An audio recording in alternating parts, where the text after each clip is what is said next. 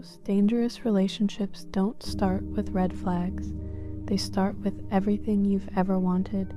They start with someone who texts back immediately, someone who remembers the small things, someone who makes you feel like you're the only person in the room, the only voice that matters, the only heart worth knowing, and that's the trap. I spent months analyzing 127 stories from people who survived toxic relationships. Different people, different cities, different circumstances, but the pattern was always the same. It wasn't the obvious abuse that broke them. It wasn't the screaming or the violence or the dramatic exits. It was something quieter, something slower, something they didn't even recognize until they were already drowning in it. It was the inconsistency. One day, you're their everything. The next, you're fighting for scraps of attention. 1 week, they can't get enough of you.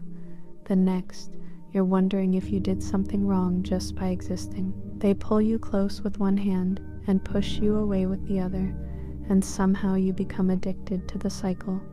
You start chasing the highs because the lows hurt so badly that any glimpse of affection feels like relief.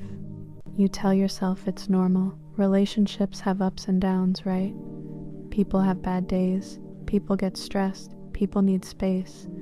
So you make excuses. You adjust. You shrink yourself to fit into whatever version of you they need that day. But here's what I learned from those 127 stories. Healthy love doesn't require you to guess. It doesn't make you question your worth every other Tuesday. It doesn't leave you scrolling through old messages at 2 a.m. trying to figure out when things changed, what you said wrong, why you're suddenly not enough anymore. Toxic people don't destroy you with one big moment. They do it in increments. They take a little piece of your confidence here, a little piece of your boundaries there. They make you feel crazy for having needs, dramatic for wanting consistency, needy for expecting the same energy you give. And the worst part, you start to believe them. You start thinking, maybe you are too sensitive. Maybe you do ask for too much. Maybe love is supposed to feel this exhausting, this confusing, this conditional. So you stay. Not because you're weak, not because you're stupid, but because they convinced you that this version of love, this unpredictable, emotionally draining version, is the best you deserve. Every single person I talked to said the same thing. I didn't realize how bad it was until I was out. Because when you're in it, your normal shifts. What should horrify you becomes routine.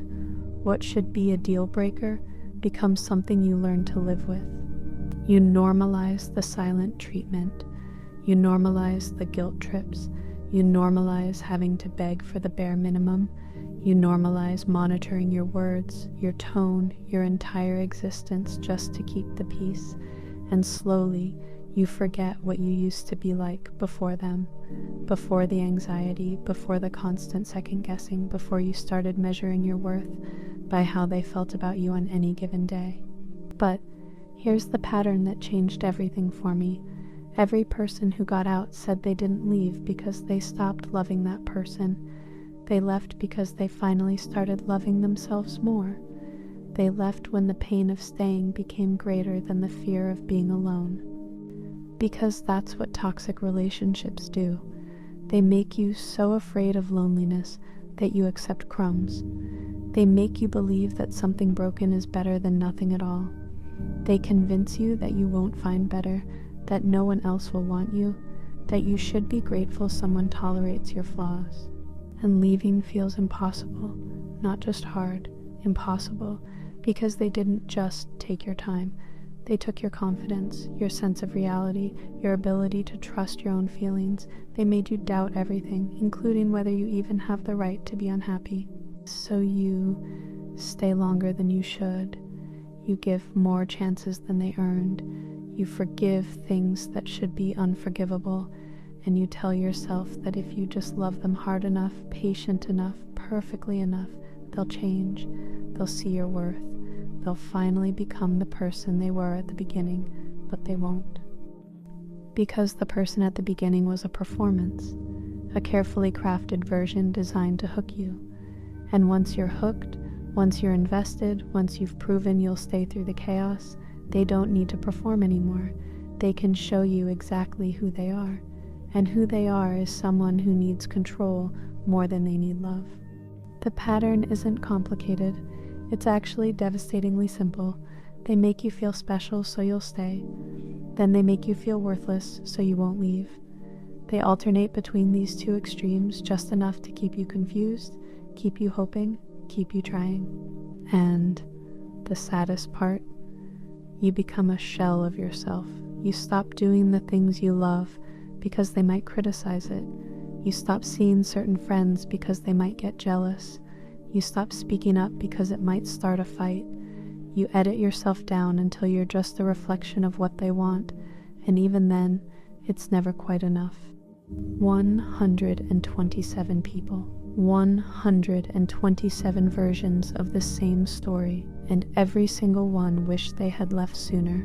Not a single person regretted walking away, not one. So if you're reading this and something feels familiar, if you recognize yourself in these words, if you've been making excuses for behavior that makes you feel small, here's what I need you to know. You're not crazy, you're not too much, you're not imagining it, and you deserve more than someone who makes love feel like a punishment. Real love doesn't keep you guessing. It doesn't make you earn basic respect. It doesn't require you to lose yourself to keep someone else. Real love feels safe, consistent, steady. It doesn't fix all your problems, but it doesn't create new ones either. And I know leaving feels impossible. I know you're scared. I know you still love them. I know you keep hoping they'll change back into who they were, but they won't. And staying won't make you happy. It'll just make you smaller. So maybe it's time to choose yourself, not because you're giving up on love, but because you finally understand that love isn't supposed to break you. It's supposed to build you, and you deserve to be built.